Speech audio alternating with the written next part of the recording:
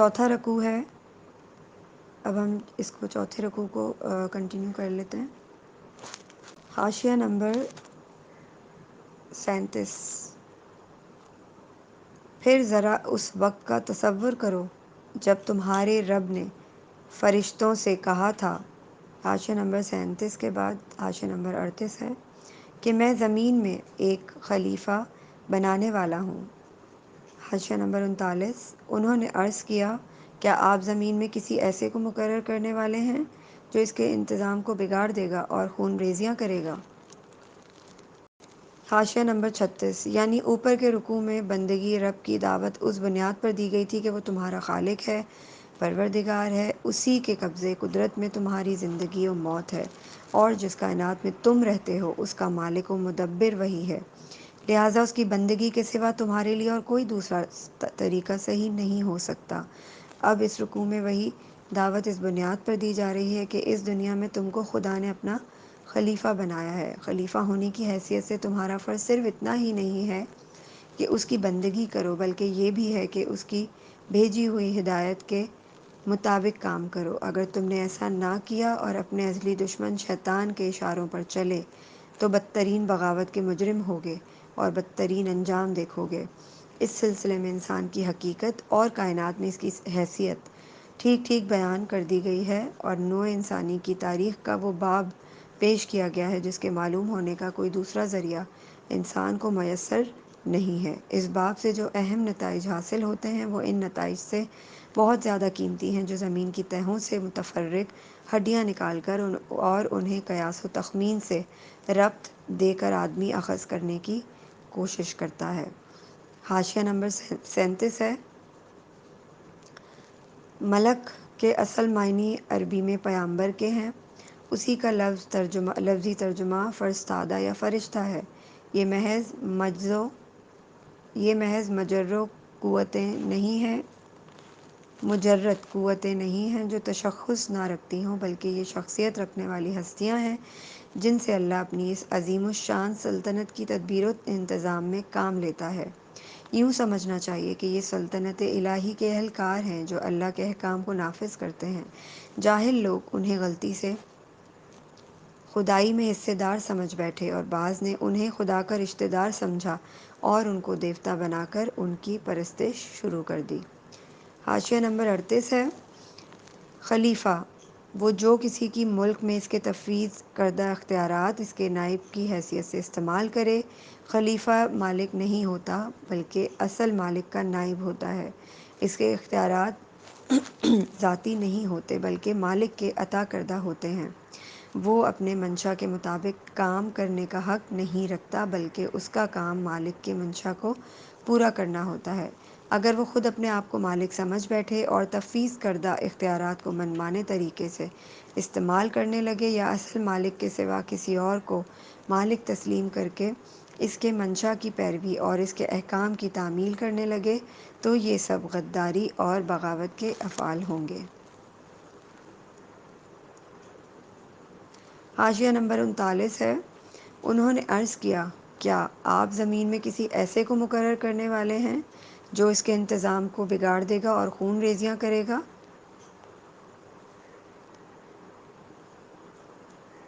یہ فرشتوں کا اعتراض نہ تھا بلکہ استفہام تھا. فرشتوں کی کیا مجال کہ خدا کی کسی تجویز پر اعتراض کریں.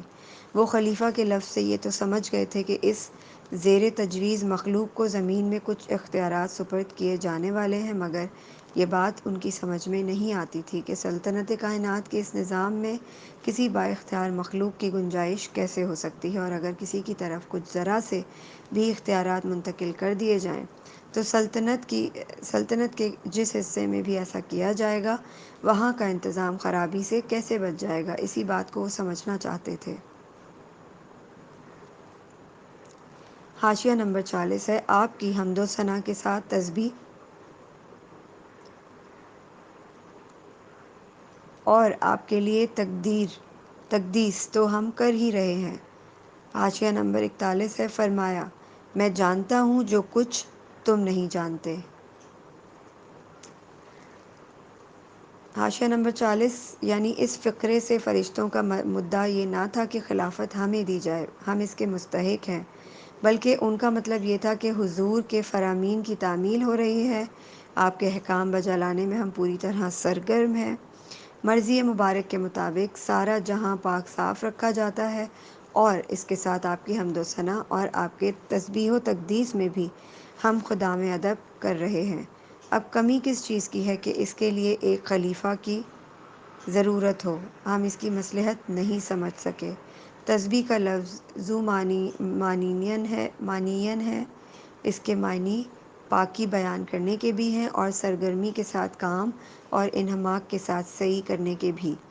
اسی طرح تقدیس کے بھی دو معنی ہیں، ایک تقدس کا اظہار و بیان، دوسرا پاک کرنا۔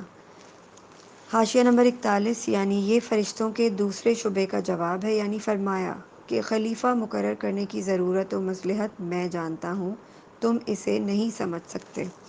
اپنی جن خدمات کا تم ذکر کر رہے ہو وہ کافی نہیں ہیں، بلکہ ان سے بڑھ کر کچھ مطلوب ہے، اس لیے زمین میں ایک ایسی مخلوق پیدا کرنے کا ارادہ کیا گیا ہے جس کی طرف کچھ اختیارات منتقل کیے جائیں۔ حاشیہ نمبر 42 اس کے بعد اللہ نے آدم کو ساری چیزوں کے نام سکھائے۔ حاشیہ نمبر 43 پھر انہیں فرشتوں کے ساتھ پیش کیا اور فرمایا اگر تمہارا خیال صحیح ہے کہ کسی خلیفہ کے تقرر سے انتظام بگڑ جائے گا تو ذرا ان چیزوں کے نام تو بتاؤ۔ انہوں نے عرض کیا نقص سے پاک تو آپ ہی کی ذات ہے، ہم تو بس اتنا ہی علم رکھتے ہیں جتنا آپ نے ہم کو دے دیا ہے۔ حاشیہ نمبر 42 یعنی انسان کے علم کی صورت دراصل یہی ہے کہ وہ ناموں کے ذریعے سے اشیاء کے علم کو اپنے ذہن کی گرفت میں لاتا ہے، لہٰذا انسان کی تمام معلومات دراصل اسماء اشیاء پر مشتمل ہیں۔ آدم کو سارے نام سکھانا گویا ان کو تمام اشیاء کا علم دینا تھا۔ حاشیہ نمبر 43 یعنی ایسا معلوم ہوتا ہے کہ ہر فرشتے اور فرشتوں کی ہر صنف کا علم صرف اسی شعبے تک محدود ہے جس سے اس کا تعلق ہے، مثلاً ہوا کے انتظام سے جو فرشتے متعلق ہیں وہ ہوا کے متعلق سب کچھ جانتے ہیں مگر پانی کے متعلق کچھ نہیں جانتے۔ یہی حال دوسرے شعبوں کے فرشتوں کا ہے۔ انسان کو ان کے برعکس جامع علم دیا گیا ہے، ایک ایک شعبے کے متعلق چاہے وہ اس شعبے کے فرشتوں سے کم جانتا ہو، مگر مجموعی حیثیت سے جو جامعیت انسان کے علم کو بخشی گئی ہے وہ فرشتوں کو میسر نہیں ہے۔ حاشیہ نمبر 44 حقیقت میں سب کچھ جاننے والا اور سمجھنے والا آپ کے سوا کوئی نہیں۔ پھر اللہ نے آدم سے کہا تم انہیں ان چیزوں کے نام بتاؤ۔ جب اس نے ان کو ان سب کے نام بتا دیے۔ حاشیہ نمبر 45 تو اللہ نے فرمایا میں نے تم سے کہا نہ تھا کہ میں آسمانوں اور زمین کی وہ ساری حقیقتیں جانتا ہوں جو تم سے مخفی ہیں، جو کچھ تم ظاہر کرتے ہو وہ بھی مجھے معلوم ہے، اور جو کچھ تم چھپاتے ہو وہ اسے بھی میں جانتا ہوں۔ پھر جب ہم نے فرشتوں کو حکم دیا کہ آدم کے آگے جھک جاؤ تو سب جھک گئے۔ حاشیہ نمبر 46 تو سب جھک گئے مگر ابلیس حاشیہ نمبر 47 نے انکار کیا، وہ اپنی بڑائی کے گھمنڈ میں پڑ گیا اور نافرمانوں میں شامل ہو گیا۔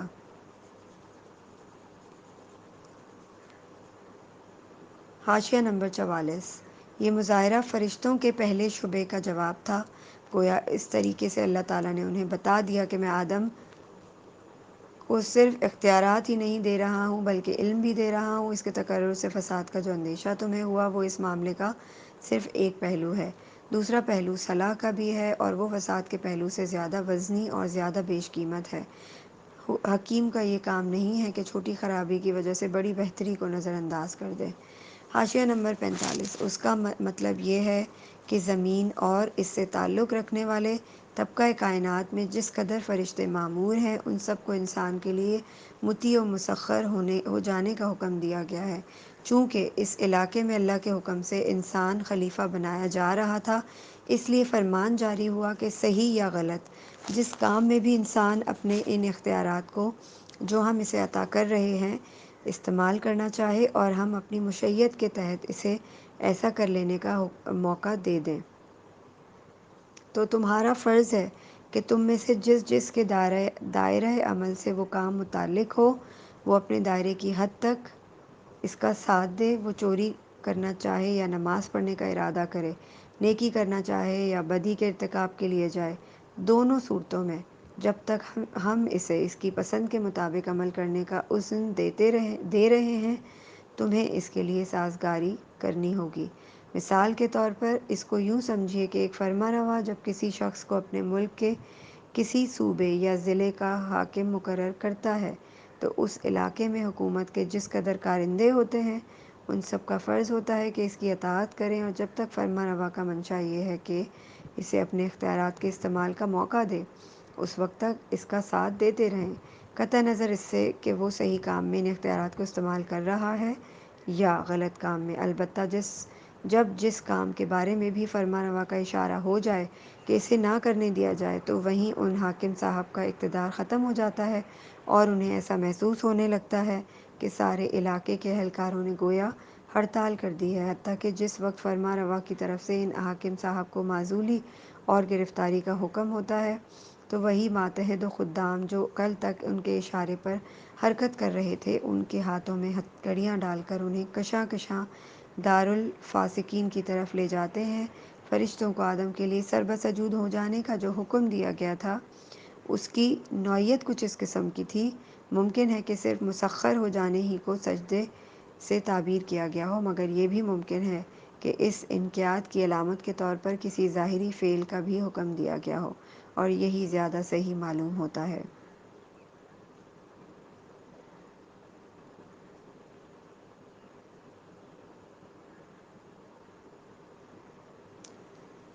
حاشیہ نمبر 47، اس کا ترجمہ میں پڑھ چکی تھی۔ حاشیہ نمبر 46۔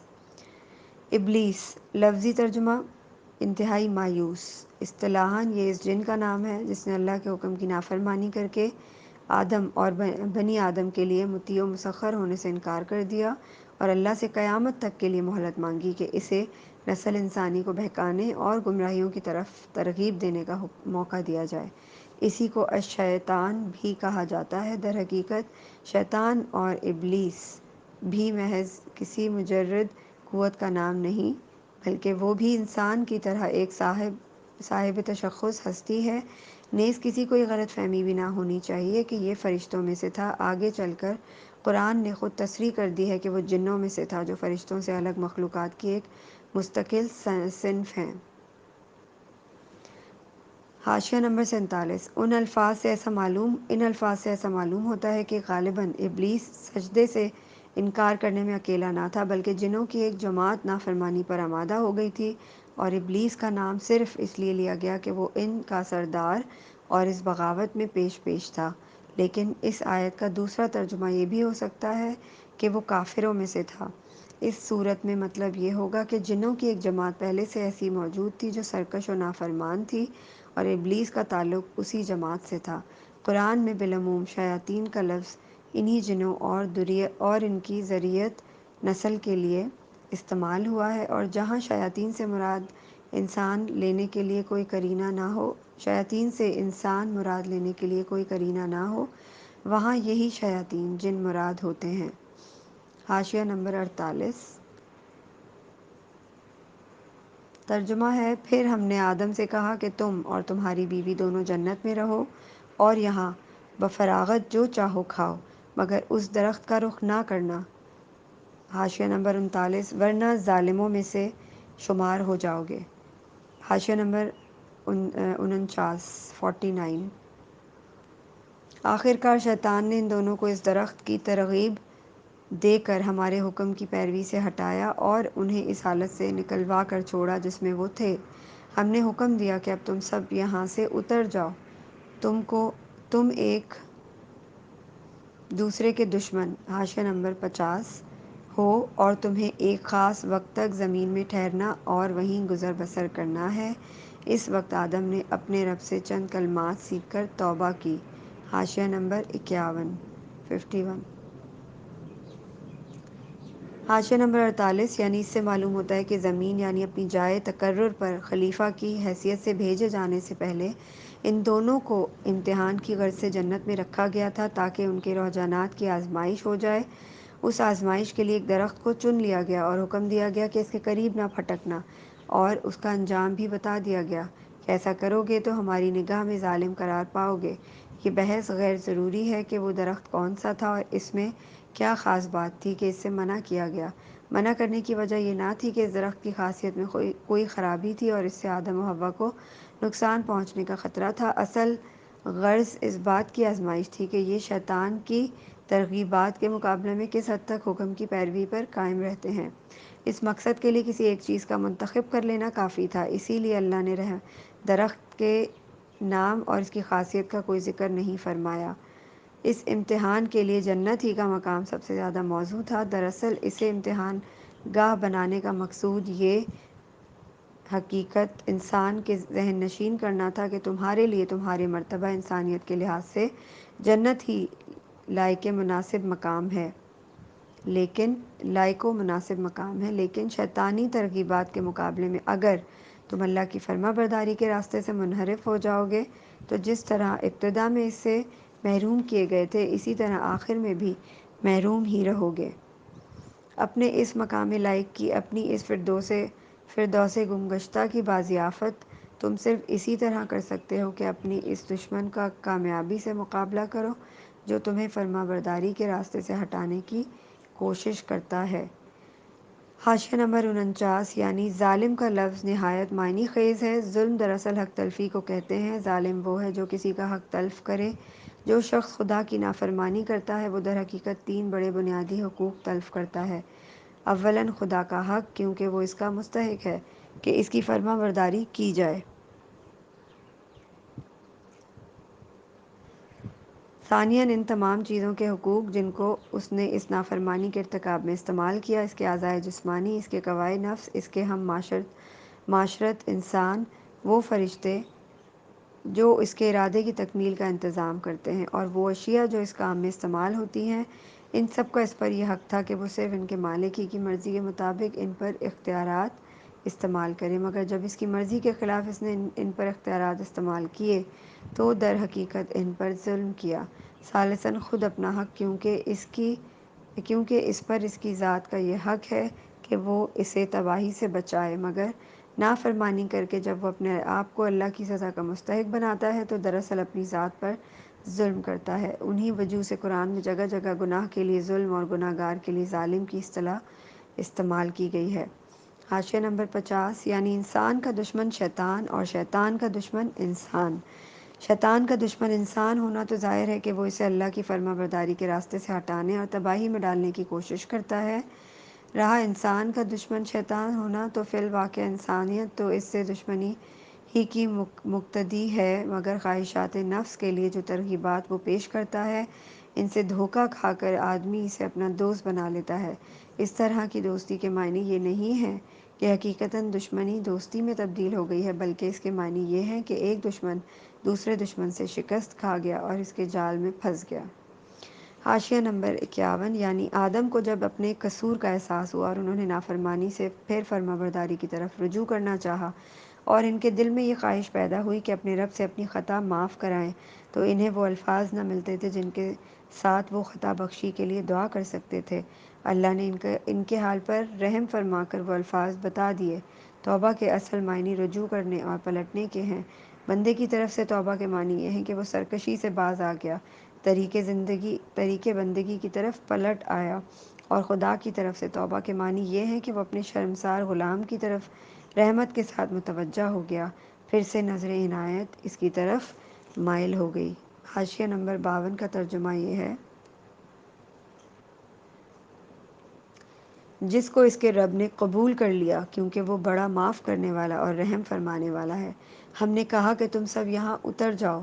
حاشیہ نمبر 53 ہے، اس کے بعد 54 ہے: پھر جو میری طرف سے کوئی ہدایت تمہارے پاس پہنچے تو جو لوگ میری اس ہدایت کی پیروی کریں گے ان کے لیے کسی خوف اور رنج کا موقع نہ ہوگا، اور جو اس کو قبول کرنے سے انکار کریں گے اور ہماری آیات کو جھٹلائیں گے۔ حاشیہ نمبر 55، وہ آگ میں جانے والے لوگ ہیں جہاں وہ ہمیشہ رہیں گے۔ یعنی 55 آیات اور رکوع جو ہے وہ چوتھا رکوع ہے یہ۔ حاشیہ نمبر 52 کی تفسیر کچھ یوں ہے: قرآن اس نظریے کی تردید کرتا ہے کہ گناہ کے نتائج لازمی ہیں اور وہ بہرحال انسان کو بھگتنے ہی ہوں گے۔ یہ انسان کے اپنے خود ساختہ گمراہ کن نظریات میں سے ایک بڑا گمراہ کن نظریہ ہے، کیونکہ جو شخص ایک مرتبہ گناہ گارانہ زندگی میں مبتلا ہو گیا، اس کو یہ نظریہ ہمیشہ کے لیے مایوس کر دیتا ہے، اور اگر اپنی غلطی پر متنبہ ہونے کے بعد وہ سابق کی تلافی اور آئندہ کے لیے اصلاح کرنا چاہے تو یہ اس سے کہتا ہے کہ تیرے بچنے کی اب کوئی امید نہیں، جو کچھ تو کر چکا ہے اس کے نتائج بہرحال تیری جان کے لاگو ہی رہیں گے۔ قرآن اس کے برعکس یہ بتاتا ہے کہ بھلائی کی جزا اور برائی کی سزا دینا بالکل اللہ کے اختیار میں ہے۔ تمہیں جس بھلائی پر انعام ملتا ہے وہ تمہاری بھلائی کا طبعی نتیجہ نہیں بلکہ اللہ کا فضل ہے، جسے چاہے عنایت فرمائے چاہے نہ فرمائے۔ اسی طرح جس برائی پر تمہیں سزا ملتی ہے وہ بھی برائی کا طبعی نتیجہ نہیں ہے کہ لازماً مترتب ہو کر ہی رہے، بلکہ اللہ پورا اختیار رکھتا ہے کہ چاہے معاف کر دے اور چاہے سزا دے دے۔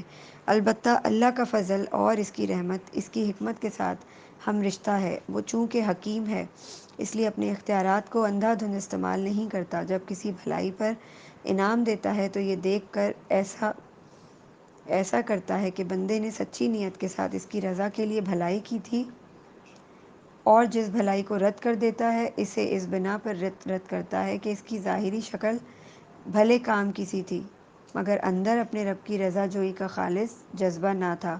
اسی طرح وہ سزا اس قصور پر دیتا ہے جو باغیانہ جسارت کے ساتھ کیا جائے اور جس کے پیچھے شرمساری کے بجائے مزید ارتکاب جرم کی خواہش موجود ہو، اور اپنی رحمت سے معافی اس قصور پر دیتا ہے جس کے بعد بندہ اپنے کیے پر شرمندہ اور آئندہ کے لیے اپنی اصلاح پر آمادہ ہو۔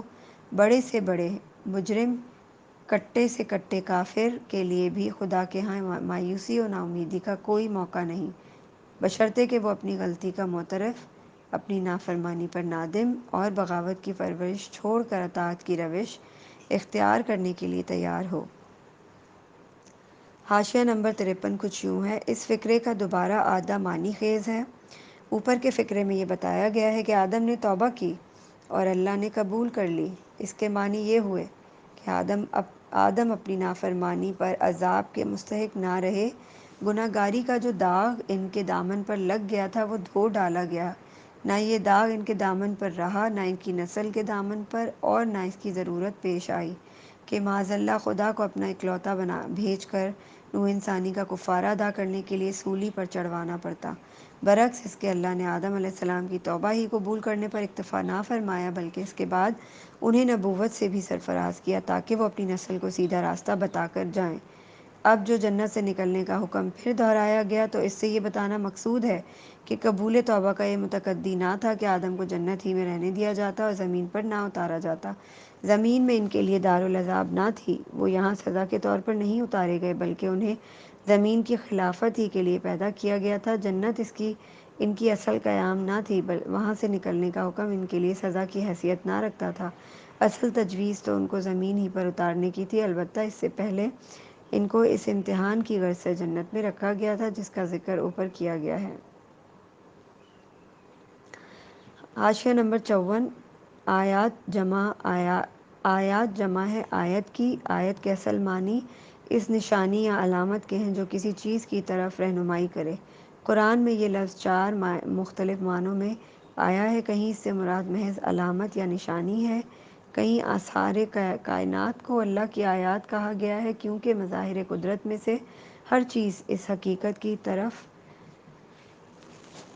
اشارہ کر رہی ہے جو اس ظاہری پردے کے پیچھے مستور ہے۔ کہیں ان معجزات کو آیات کہا گیا ہے جو انبیاء علیہ السلام لے کر آتے تھے کیونکہ یہ معجزے دراصل اس بات کی علامت ہوتے تھے کہ یہ لوگ فرمانروائے کائنات کے نمائندے ہیں۔ کہیں کتاب اللہ کے فقروں کو آیات کہا گیا ہے کیونکہ وہ نہ صرف حق اور صداقت کی طرف رہنمائی کرتے تھے بلکہ فی الحقیقت اللہ کی طرف سے جو کتاب بھی آتی ہے اس کے محض مضامین ہی میں نہیں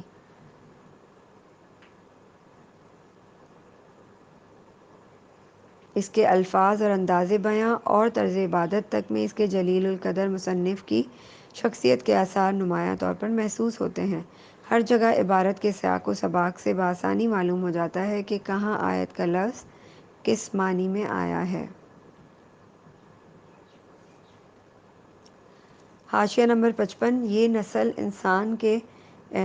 انسانی کے حق میں ابتدائی آفرینش سے قیامت تک کے لیے اللہ کا مستقل فرمان ہے، اور اسی کو تیسرے رکوع میں اللہ کے عہد سے تعبیر کیا گیا ہے۔ انسان کا کام خود راستہ تجویز کرنا نہیں ہے، بلکہ بندہ اور خلیفہ ہونے کی دو گونا حیثیتوں کے لحاظ سے وہ اس پر مامور ہے کہ اہل اس راستے کی پیروی کرے جو اس کا رب اس کے لیے تجویز کرے، اور اس راستے کے معلوم ہونے کی دو ہی صورتیں ہیں: یا تو کسی انسان کے پاس براہ راست اللہ کی طرف سے وحی آئے، یا پھر وہ اس انسان کا اتباع کرے جس کے پاس وحی آئی ہو۔ کوئی تیسری صورت یہ معلوم ہونے کی نہیں ہے کہ رب کی رضا کس راہ میں ہے۔ ان دو صورتوں کے ماں سوا ہر صورت غلط ہے، بلکہ غلط ہی نہیں سراسر بغاوت بھی ہے جس کی سزا جہنم کے سوا اور کچھ نہیں۔ قرآن مجید میں آدم کی پیدائش اور نوع انسانی کی ابتدا کا یہ قصہ 7 مقامات پر آیا ہے، جن میں سے پہلا مقام یہ ہے اور باقی مقامات حسب ذیل ہیں: سورہ اعراف رکوع نمبر 2، بنی اسرائیل رکوع 7، سورہ کہف رکوع 7، سورہ طٰہٰ رکوع 7، سورہ صاد رکوع 5۔ بائبل کی کتاب پیدائش باب اول، دوم اور سوم میں بھی یہ قصہ بیان ہوا ہے،